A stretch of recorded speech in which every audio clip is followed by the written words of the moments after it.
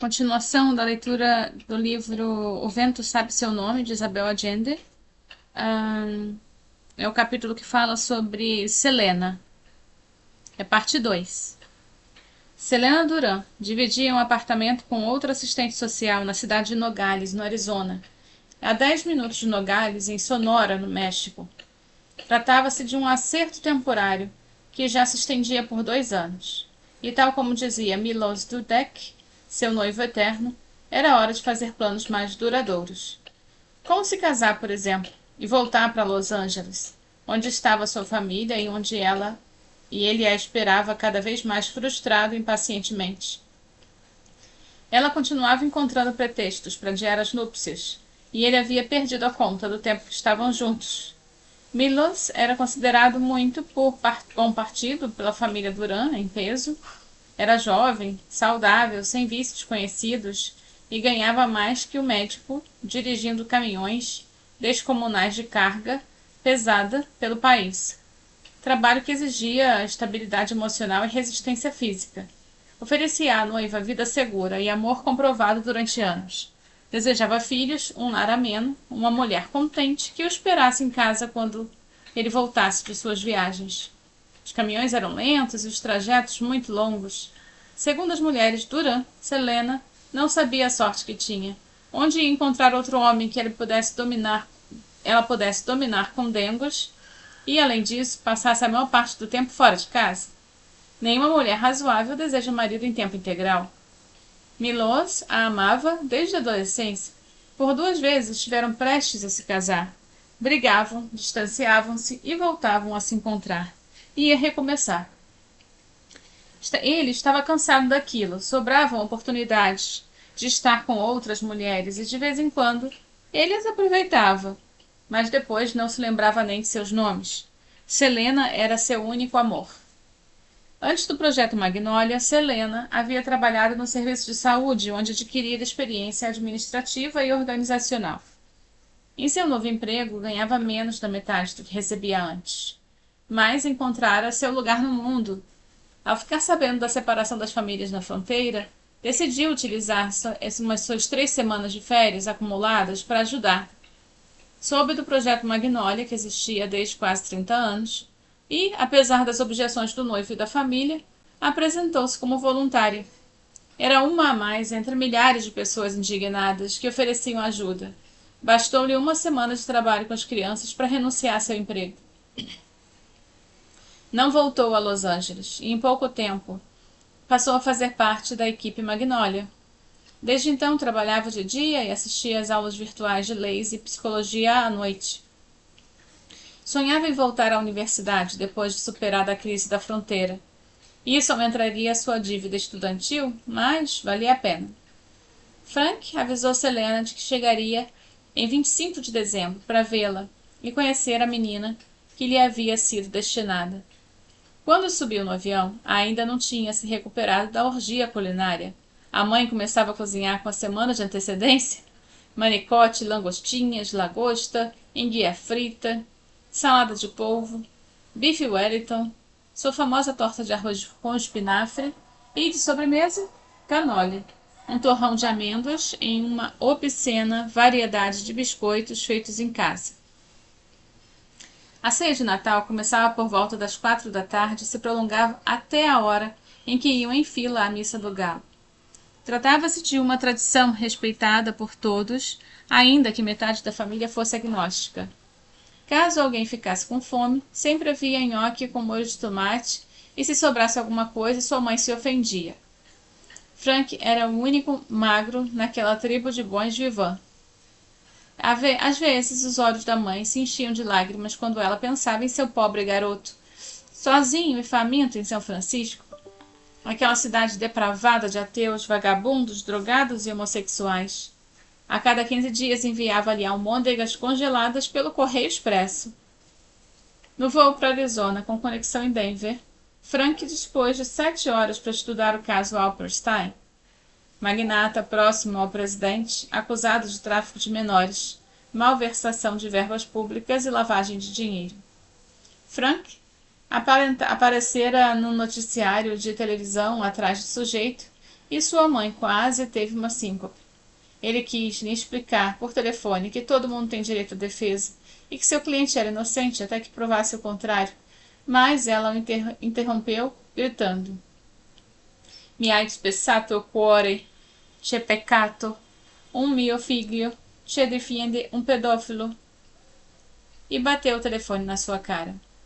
Tinha razão, Alperstein era repugnante. Frank lhe mandou um bilhete de reconciliação dentro de uma caixa de chocolates. Estava aturdido pelo voo noturno de São Francisco a Nova York, pelo excesso de comida na casa dos pais e pela falta de sono. Mas desejava voltar para ver Selena. Ela era a razão fundamental daquela maratona aérea, já que ele podia ter feito aquilo por Zoom. Tinha pensado nela mais do que convinha, embora ela estivesse longe de ser o ideal feminino que figurava em seus planos, e a julgar pela indiferença de sua linguagem corporal, não parecia lá muito interessada nele. Muito curioso, talvez fosse uma forma incomum de sedução, pensou. Ele lhe daria outra oportunidade.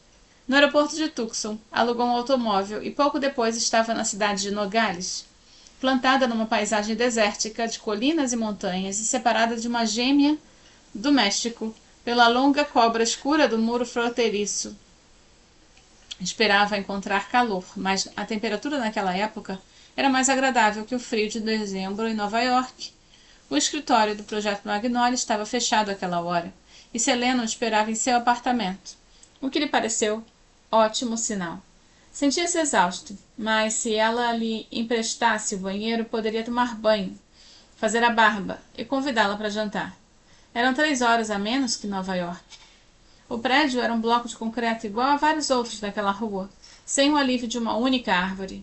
O elevador não estava funcionando, então ele subiu por uma escada de limpeza duvidosa e viu-se diante de uma porta verde.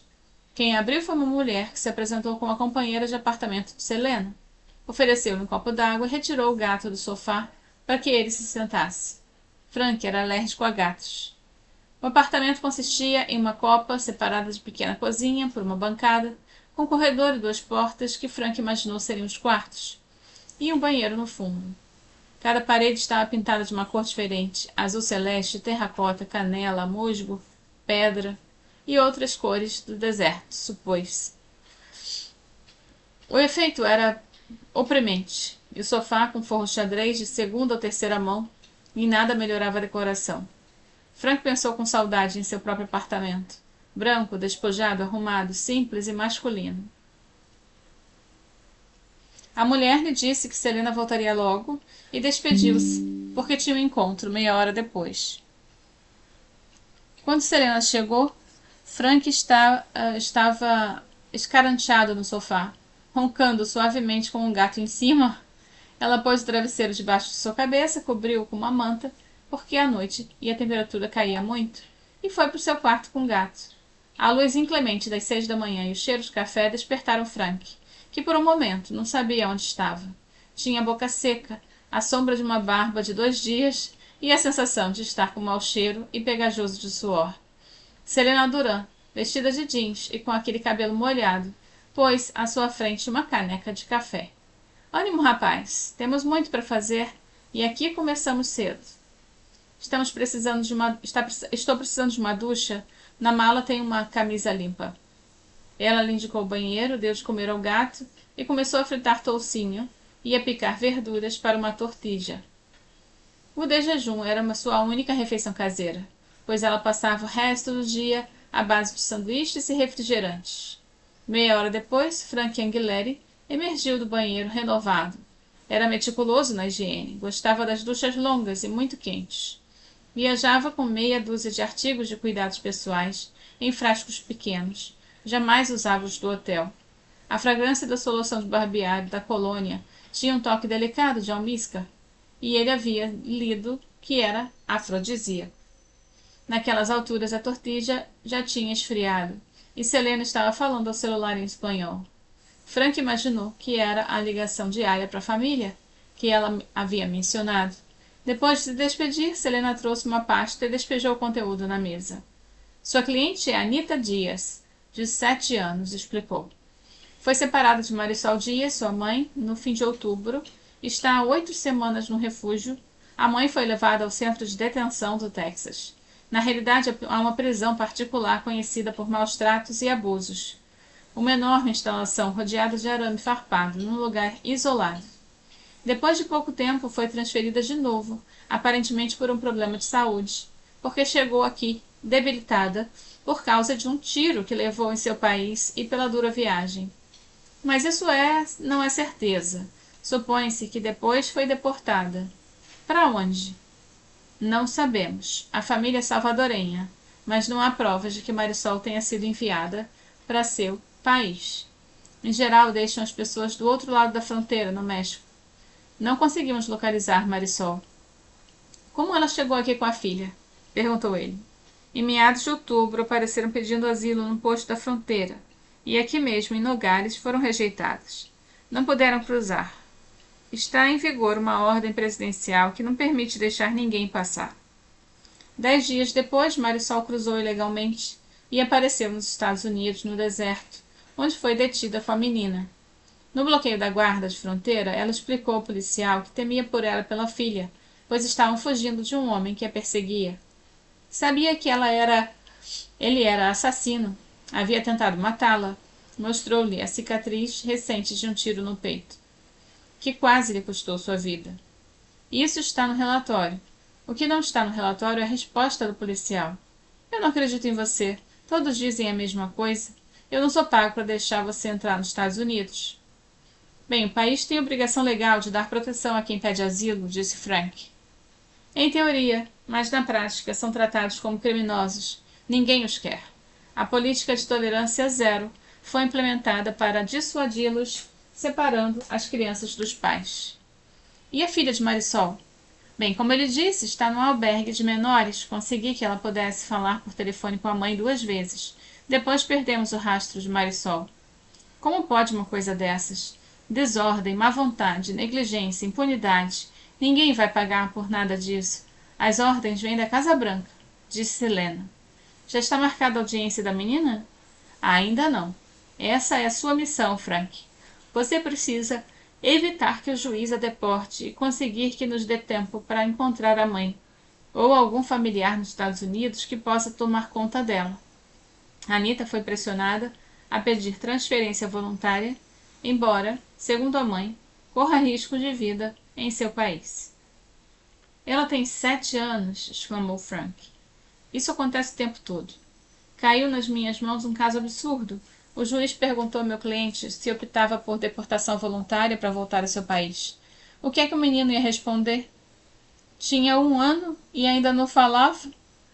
Anita é muito esperta. Nega-se a voltar para El Salvador sem a mãe. Contou que nas breves conversas telefônicas que teve com Marisol, ficou sabendo que elas haviam passado 3 dias de chamada geladeira ao lado das outras mulheres com crianças.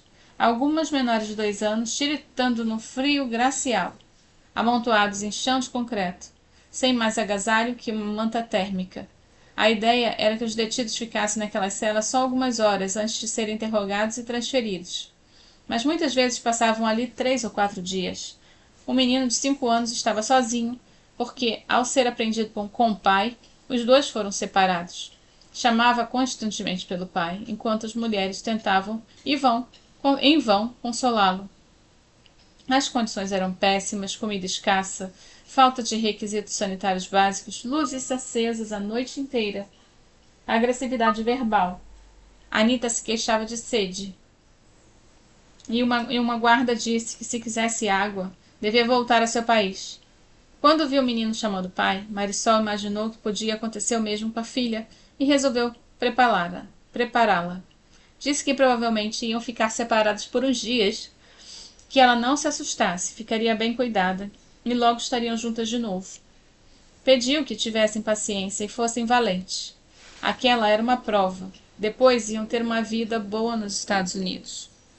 Marisol foi conduzida com algemas nos pés e nas mãos, para ser interrogada por um oficial de asilo, e quando a levaram de volta à cela, Anita já não estava. Não voltou a vê-la. Como ocorre com tantas outras mães, não lhe permitiram despedir-se da sua filha, explicou Helena.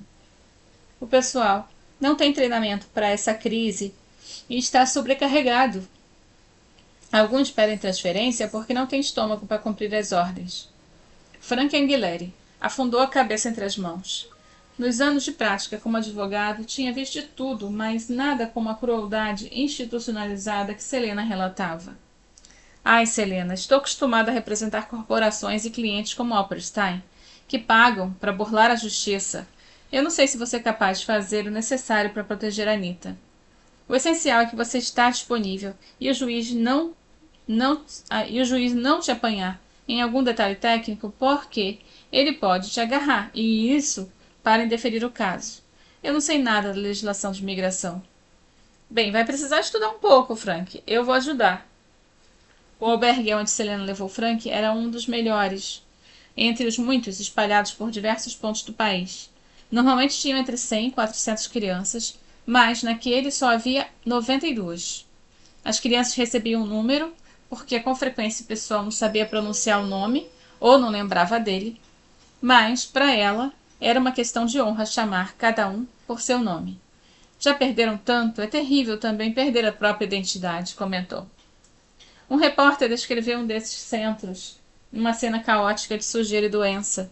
As crianças estavam imundas, muitas com gripe, e não tinham acesso a roupa limpa, cama, banheiro, sabão, escova de dentes. Dava para sentir o mau cheiro de fora. Eu suponho que por isso agora não deixam a imprensa entrar. Mas você não vai ver nada disso aqui. Este é adequado, disse. Consistia em 10 unidades com pátio comum, com crianças pequenas. A menor de 11 meses, a maior era Anita, com 7. Estavam divididos em grupos de 8 ou 10, cada grupo a cargo de 2 assistentes. As crianças deveriam ficar o menor tempo possível nesses albergues, explicou Selena. Se não houver um parente próximo ou um patrocinador que as receba, são colocadas em lares adotivos. Às vezes os parentes não aparecem para se encarregar delas porque estão irregulares e têm medo de ser presos ou deportados. O caso de Anita é pouco comum. Ela está aqui há mais tempo que o habitual por causa do imbróglio administrativo. Contou que alguns centros com crianças maiores, que muitas vezes chegavam sozinhas, eram verdadeiras prisões, como o caso de um imenso depósito de supermercado no Texas ou de uma base militar na Flórida. Haviam algumas administradas por empresas privadas interessadas em manter o maior número de crianças pelo máximo de tempo, já que o lucro era enorme. Para o governo, o custo diário da criança era altíssimo, não permitiam a entrada de organizações de direitos humanos ou da imprensa, nem de membros do Congresso. O meu trabalho é gerir os casos de que sou incumbida. Nós, assistentes sociais, estamos sobrecarregadas. Há crianças demais. Precisava averiguar como ocorreu a separação, conseguir os serviços disponíveis e a defesa legal, tentar localizar os familiares e, dentro do possível, coordenar ajuda psicológica. Era difícil obter informações, pois às vezes a criança era muito pequena e não se lembrava, ou ainda não falava, ou então estava traumatizada. Interrompo aqui, continuo na parte 3.